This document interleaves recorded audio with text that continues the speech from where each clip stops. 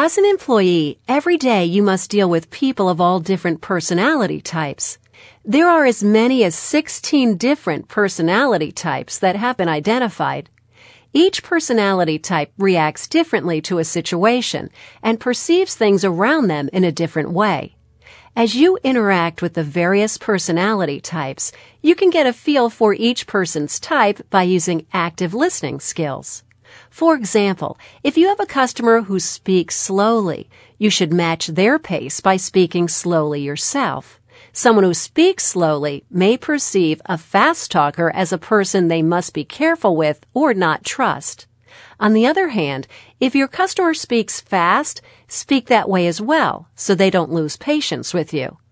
Once you get to spend time with your customers, you will notice how they react and perceive different situations, so you can keep them coming back in the future.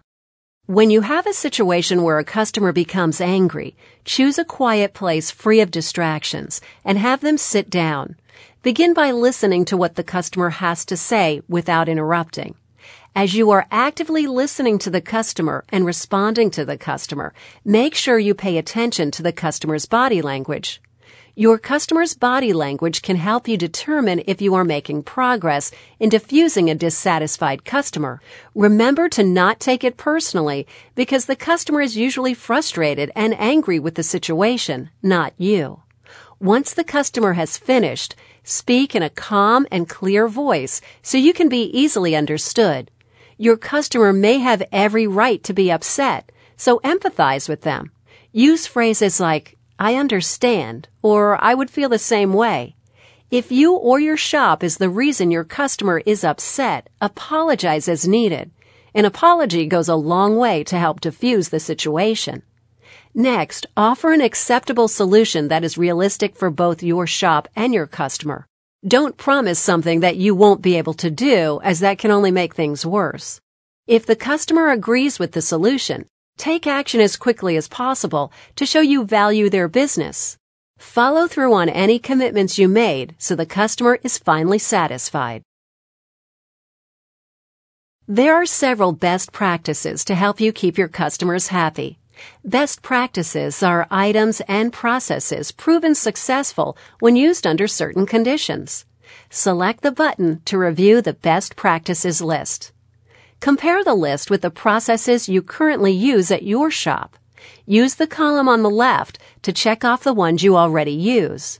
The ones you didn't mark represent areas of opportunities for you to improve in. The concern resolution process includes active listening techniques for you to use with your customer when they're angry or frustrated. Active listening can help you understand the issue and your customer's expectations. If your customer is angry, use a location free of noise and other distractions, then give them an opportunity to vent. Let your customer talk and do not interrupt them. If your customer is very upset, speak only if appropriate or if you're asked a question. When they finish, acknowledge their concern or issue. Always stay focused when your customer is talking and do not multitask. Avoid answering the phone or other distractions so you can hear what the customer has to say. When you can, ask your customer what they expect to happen next.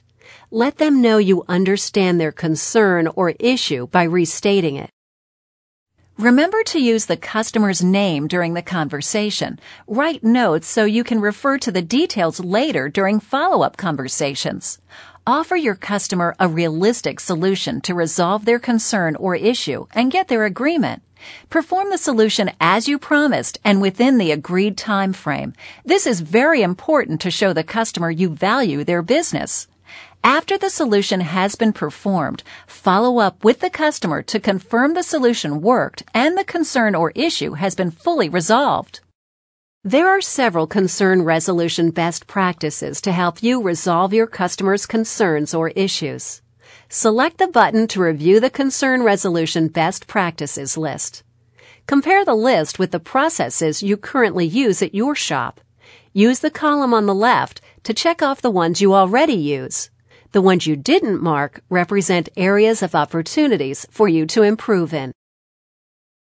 Sometimes a customer's concern or issue cannot be resolved by a team member, so your shop should have an escalation process in place. The concern escalation process clearly identifies the next team member for you to contact when a customer's concern cannot be resolved. The process can also identify alternate personnel who can help solve problems as they come up. The escalation process should be available for all team members to use when they see a customer's concern cannot be easily or quickly resolved. The concern escalation process is important because it gives you a better chance of retaining the customer's loyalty. There are several concern escalation process best practices to help you when a customer's concern cannot be resolved. Select the button to review the concern escalation process best practices list. Compare the list with the processes you currently use at your shop. Use the column on the left to check off the ones you already use. The ones you didn't mark represent areas of opportunities for you to improve in. An example of the concern escalation process would be a customer calling with a concern and speaking with a cashier or other personnel. If they are not able to help the customer, the manager steps in to try to resolve the concern. The manager would become involved only if the initial team member is unable to find a solution.